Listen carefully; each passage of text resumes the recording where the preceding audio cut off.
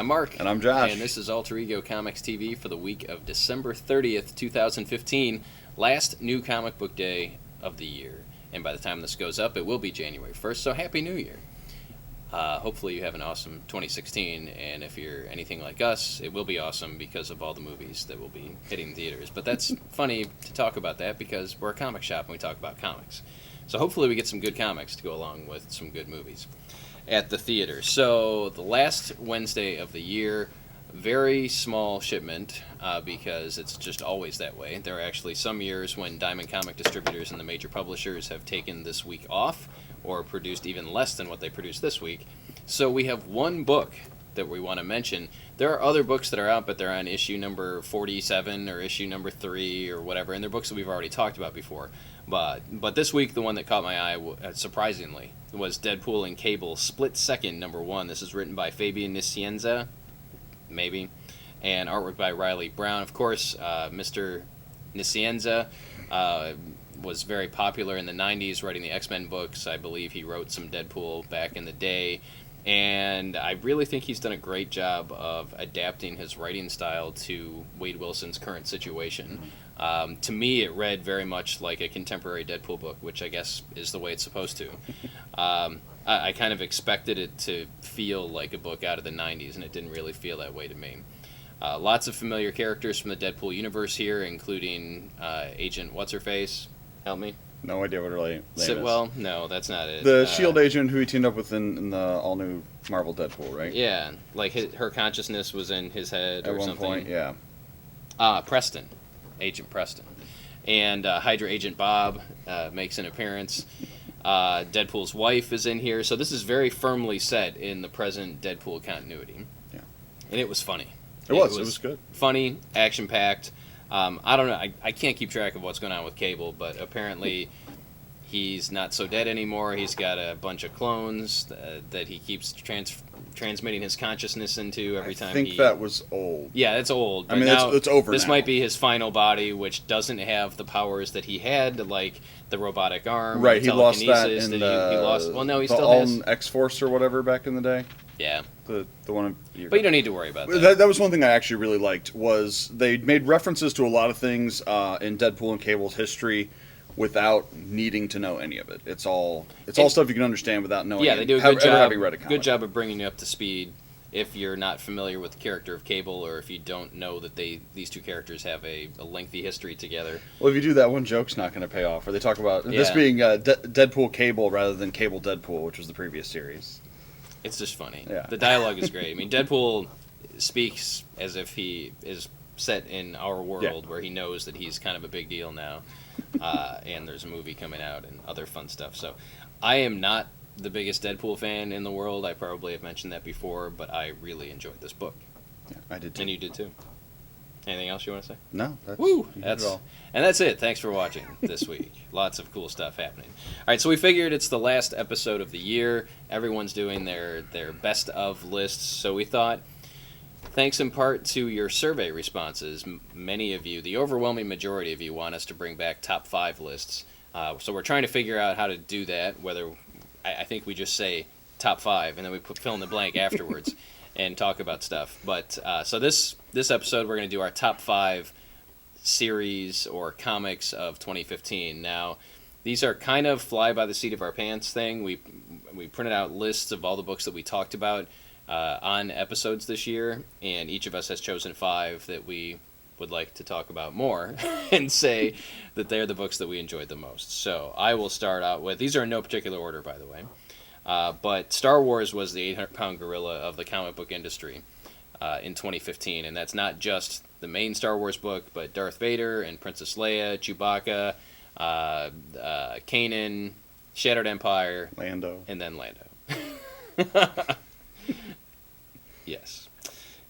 And they were all really solid, but for my money, the core Star Wars book is the best Star Wars book being published right now. I enjoy all of them. I will gladly recommend all of them, but really dig in the main Star Wars book. It's every month it comes out, it's at the top of my stack of books to read. Yeah. Number 1 on my list is Darth Vader. I don't know if that's covered under yours or not. No, you can Star Wars. They are very different, and that's actually the beauty of it. Star Wars feels like Star Wars. No comic has ever come as close to making me feel like a little kid watching Star Wars as Jason Aaron's Star Wars book. Darth Vader doesn't feel like any Darth Vader story we've ever had, which is its virtue. I mean, Vader is arguably the main character of the Star Wars universe. I mean, his fall and redemption are the story of the first 6 movies. Yeah, he's in all 6 movies. Right. Who else gets that? 3PO. R2. Star Wars is the story of the droids. It is. And Obi-Wan. And and Kieran Gillen does an amazing job of writing a Vader story that's interesting, but doesn't necessarily need to bring in something new. It's not all, but really Vader's father is Walter Cronkite. It's really just building on the existing character of Vader and making him terrifying and menacing again, and building a world around him in which you can tell awesome Vader stories. So Gillen just knocked it out of the park on arguably the most overexposed character in the Star Wars universe. Yes. All right, we'll move to another sci-fi franchise, and I'm a pretty big fan of Star Trek: The Original Series, so to get 2 awesome books from IDW this year was truly a gift. And I don't know what we're going to see next year, although next year's the 50th anniversary of the original series, which aired in 1966, and I know we've got a Spock Legacy storyline that's going to be in the regular Star Trek book, which I think is kind of a good idea. It might pull people in to check out the regular series. But before we get to that, Star Trek Planet of the Apes was the first out of the gate as far as the Star Trek books this year, combining 2 incredible science fiction franchises that have a lot of love to this day, and it was done extremely well. It was the original series characters, so it wasn't the J.J. Abrams reboot. It was written like classic William Shatner, Kirk, and classic Charlton Heston. What's his face? Bright Taylor. eyes, blue eyes. Taylor, yes, Commander Taylor. Just so good. And one of the things that made this series great was the commentary by Dana Gould at the end of each issue. So if you have the option of picking up the single issues over the trade, I would opt for the single issues, unless those are collected in the trade. I honestly don't know. Because the commentary was amazing, or the editorial that was written by Dana Gould in each issue was great. I loved it. It's one I'll probably revisit from time to time.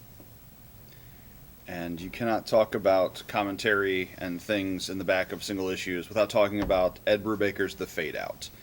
This is a story about Golden Age, or slightly Silver Age, Hollywood, and a murder mystery, and just really amazing personality and people interacting profiles and dialogue.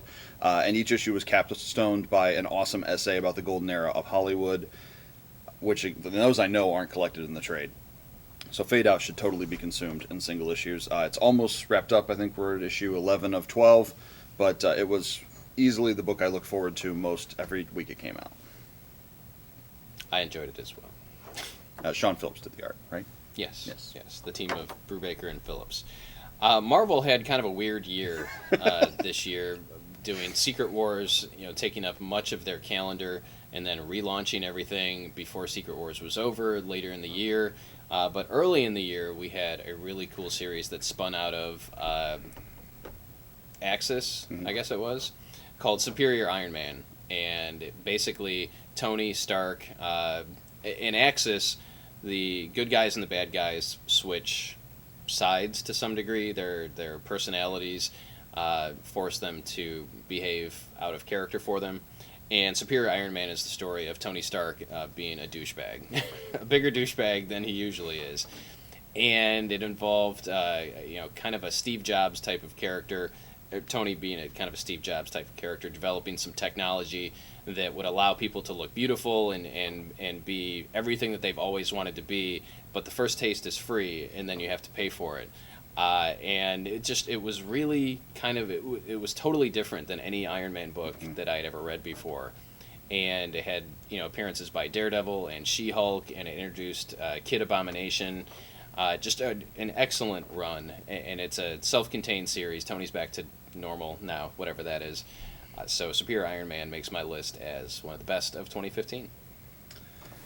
And also awesome from Marvel this year was Ant-Man. Ant-Man is a character that nobody loved, ever, probably, before now. I mean, honestly, Ant-Man is no one's favorite. At least once. But Nick Spencer, obviously leading up to the movie, Marvel wanted to have out a new Ant-Man series, and they did an awesome job. This is actually one of the areas in which Marvel truly excels. One of the best all-time Iron Man stories was the Invincible Iron Man series that started just after the first Iron Man movie, kind of obviously and intentionally spinning out of that. And this is no exception. Ant-Man was great. It's funny, it's poignant, it's just a lot more fun than anything else. Really, almost anything else Marvel's publishing. You know, it's lighthearted, but it still has gravitas. You really feel for his struggles as a single father, and it's so much fun. And Nick Spencer writes the funny underbelly of the Marvel Universe better than anybody. Agreed. So I mentioned Secret Wars in my previous comments here, and there were several Secret Wars miniseries that we enjoyed, but the best of the bunch, in my opinion, was Civil War. And there is a subtitle afterwards, but I don't remember what it's called. And this is basically taking the original Civil War series, which pitted Captain America against Iron Man, and several dozen Marvel heroes and villains coming down on either side over a disagreement of how characters need to be trained, or heroes need to be trained by S.H.I.E.L.D. so that they don't cause collateral damage, and everybody needs to reveal their secret identities and be held accountable for everything. And is the basis for Captain America 3, Civil War, which will be out in May. So this Secret Wars book tells the story of if that story never ended. And it's been going on for 20 years. Really was fun to see what happens with these characters. It's not 20 years, is it? I thought it was, yeah. Okay, wow. I could be wrong. 20, it was years. No, 20 how old's Peter and MJ's kid, right? I don't know. Time has no meaning in comics. That's true. For the most part. But this is definitely it's kind of a what if Civil War never ended, but it's also I could see it as even a sequel to Civil War. So if you read the original Civil War, you could pick this up and kind of forget that the series actually ended and see what happened afterwards. Civil War, what's next? And I'm going to cheat because that's my ways. My pick is Jason Aaron's Thor. And I'm going to include in that the Secret Wars mini-series Thor's. Jason Aaron's Thor is spun out of the end of his Thor God of Thunder series, and it gave us the female Thor. The first half of it was a great mystery, and it's actually, I don't think we understood at the time how challenging and how awesome it was that for 7 issues, we had a mystery where we didn't know who Thor was, but Thor was still on almost every page of the book. She was constantly talking and interacting with people, and they still managed to keep the mystery alive and make the characterization interesting, and it was great. And my favorite Secret Wars book was Thor's, which is a police procedural, like an 80s buddy movie, where everyone in the cast is a Thor. It was amazing, and it's proof that Jason Aaron can write anything. That was it. It's awesome. Yeah. Jason Aaron's Thor knocked it out of the park this year. My final pick for top 5 comic series of 2015 is the second Star Trek miniseries, Star Trek Green Lantern, which takes the J.J. Abrams Star Trek crew, teams them up with Hal Jordan and the rest of the Green Lantern characters in a battle against what's-his-face, that guy from Blackest Night who... Necron. I was going to say Necromancer. Necron. But you get to see characters from the Star Trek universe get power rings. General Chang is in there from Star Trek 6. You get some Romulans. You get the crew of the Enterprise. For example, Dr. McCoy gets a power ring. Uhura gets a power ring. Power ring for everybody. You get a power ring. You get a power ring. And it was, again, written extremely well. The writer captured the voices of the Star Trek characters. I think it was Mike Johnson. I could be wrong, but he writes the Star Trek series, basically any Star Trek series that IDW publishes. And you definitely responded, and by you I mean our customer base, by buying Green Lantern numbers on this book. So Star Trek is not an excellent seller. It doesn't burn up the sales charts here at Alter Ego or across the country, but a lot of people jumped into the series because of the Green Lantern connection, and hopefully they check out some more Star Trek stuff down the road. But another, self-contained miniseries that can be enjoyed on its own and featuring a great crossover between DC and IDW. And my last pick for the year is Giant Days. This is the story of some girls in Britain going to college, and it is awesome. Boom put it out. Boom's doing a great job of making a wide range of product for a wide range of audiences. And Giant Days is a great example of that. It appeals to, obviously, young women in college who would relate to the characters, but honestly, it appealed to me, and I'm none of those things. And yeah, it's funny. It's great relationship stuff. It's a great comic without punching. Okay, well, there's some punching, but punching's not the point. And yeah, just awesome. Looking back over the year, there are just a lot of great comics that came out. Oh yeah, I could pick another 5 without any easily. challenge. And there's some on here that I felt were too new to really talk about. Yeah. Like this week, we get the new issue of Lois and Clark by Dan Jurgens and Lee Weeks. It's issue number 3.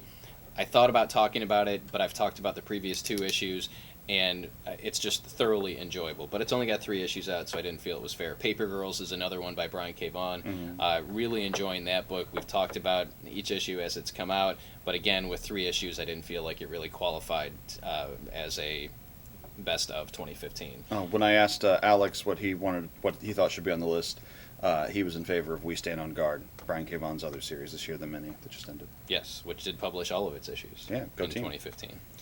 So awesome stuff. Now, 2016, who knows what's in store? We don't. We certainly don't. So it'll be really interesting to see what happens within the comic book industry. The independent comic book wave, I think, has receded a little bit. There's still a ton of great stuff being published and creator-owned, but not as much, and maybe not as many that people are raving about universally. But we'll see what happens with that. The big 2 are all over the map. DC is struggling, frankly, in my opinion, to publish anything that anyone wants to read. They may be regretting this New 52 launch, and we're hearing rumbles of a possible renumbering after the 52nd issue of these series comes out in May? Yeah, to coincide with Free Comic Book Day. Not necessarily. I mean, we don't know anything about it other than they may just start over a bunch of books at number 1, which is not anything new, and it's what Marvel did this year. And last year. And last year. Hopefully, the writers that are on Star Wars or the creative team stay there. We should have some great new series. For example, we're going to kick off the year with Obi-Wan and Anakin, written by Charles Soule. So I think Star Wars is going to be with us, obviously, for a very long time. It's great. Comics are great. I just burped. Sorry. What else do we need to say? Anything? Star Wars was awesome. Yeah, we didn't do a video review of Star Wars for a variety of reasons, but know that we both thoroughly enjoyed it. Josh has seen it twice. Yeah. I have seen it once. Would like to see it more than once. Just have to fit it into my schedule. So really, really dug it. Looking forward to Rogue One next year, as well as Episode 8. That's it. Yeah, we want to take a minute and just say thanks. We appreciate all of you that watch our episodes week in and week out. Those of you that share them on Twitter and social media, for commenting. And speaking of comments, share in the comments below your favorite series of 2015. And don't forget to give this episode a thumbs up if you enjoyed it, so that people can see how awesome it is. We want as many people as possible to read comics that are good and get into the world of comic books. So, for Josh, for Amanda, for Alex, for Adrian, for Katrina, For Walter Ego, thank you for watching, and we'll see you next year.